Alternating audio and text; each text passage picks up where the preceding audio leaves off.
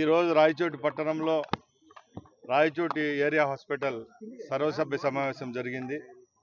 ముఖ్యంగా గత 18 నెలల నుంచి కూటమి ప్రభుత్వం ఏర్పాటైన తర్వాత రాయచోటి ఏరియా హాస్పిటల్లో జరుగుతున్న అభివృద్ధి కార్యక్రమాలు, దానిలో భాగంగా 23 కోట్ల రూపాయలతో క్రిటికల్ కేర్ యూనిట్ను శాంక్షన్ చేయడం జరిగింది. ఆ పనుల యొక్క పురోగతి వచ్చే 6-7 నెలల్లోనే సుమారు 63 బెడ్లతో కూడిన క్రిటికల్ కేర్ యూనిట్ను ప్రారంభించేదానికి సిద్ధం చేస్తున్నాం. అదేవిధంగా ఈరోజు రాష్ట్ర వ్యాప్తంగా ఉన్న ఏరియా హాస్పిటళ్లలో రాయచోటి ఏరియా హాస్పిటల్కు ఒక గుర్తింపు ఉంది. ఎందుకంటే సుమారు 20 మండలాలకు కేంద్రంగా ఉన్న రాయచోటి పట్టణంలో పేద రోగుల కోసం అహర్నిశలు పనిచేస్తున్న ఇక్కడున్న సిబ్బంది అయితేనేమి, డాక్టర్లు అయితేనేమి, వాళ్ళ యొక్క కష్టానికి ప్రతిఫలంగా గ్రేడ్ ఏలోకి రావడం జరిగింది. నా తరపున సిబ్బంది అందరికీ, కమిటీ సభ్యులకు, సిబ్బందికి, డాక్టర్లకు ప్రతి ఒక్కరికి ధన్యవాదాలు తెలియజేసుకుంటున్నా. ఎందుకంటే మెరుగైన సేవలు అందిస్తేనే ఎవరికైనా గుర్తింపు వస్తుంది.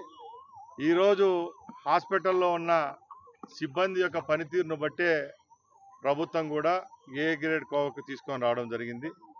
దీన్ని ఇంకా బాధ్యతగా తీసుకొని రాబోయే కాలంలో కూడా పేద ప్రజలకు మెరుగైన వైద్యం అందించేదానికి పని చేయవలసిందిగా వాళ్ళందరినీ కోరుకోవడం జరిగింది.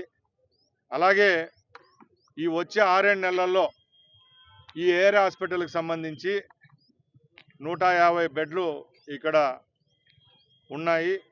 అలాగే రాష్ట్ర వ్యాప్తంగా ఏ నియోజకవర్గ కేంద్రంలో, ఏ జిల్లా కేంద్రంలో లేని విధంగా సుమారు ఒక నెలలకు అవుట్ పేషెంట్ సిబ్బంది 20,000 మంది వస్తున్నారంటే ఒకసారి మీరు గుర్తించుకోవాలా.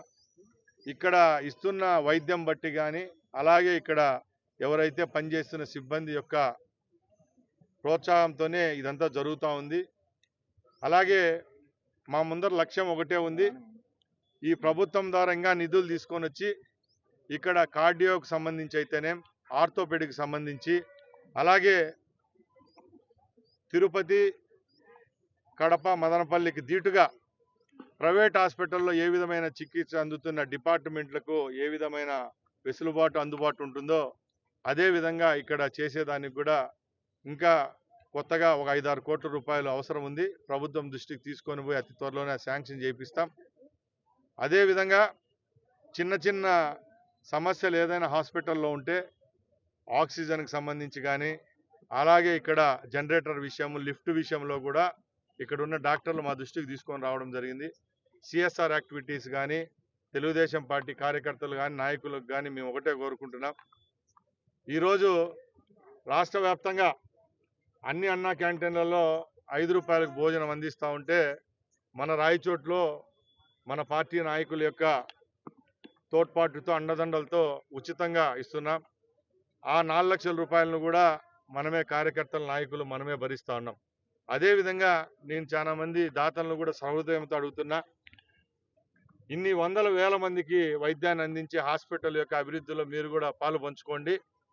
తప్పకుండా మన కుటుంబాలకు, మనకు మంచి జరిగే విధంగా వాళ్ళ యొక్క ప్రార్థనలు కూడా తోడ్పాటు పడతాయి. కాబట్టి రాయచోటి ఏరియా హాస్పిటల్ నెంబర్ 1 హాస్పిటల్గా తీర్చిదిద్దే విధంగా మనందరం కలిసి పనిచేద్దామని తెలియజేసుకుంటూ సెలవు తీసుకుంటున్నా.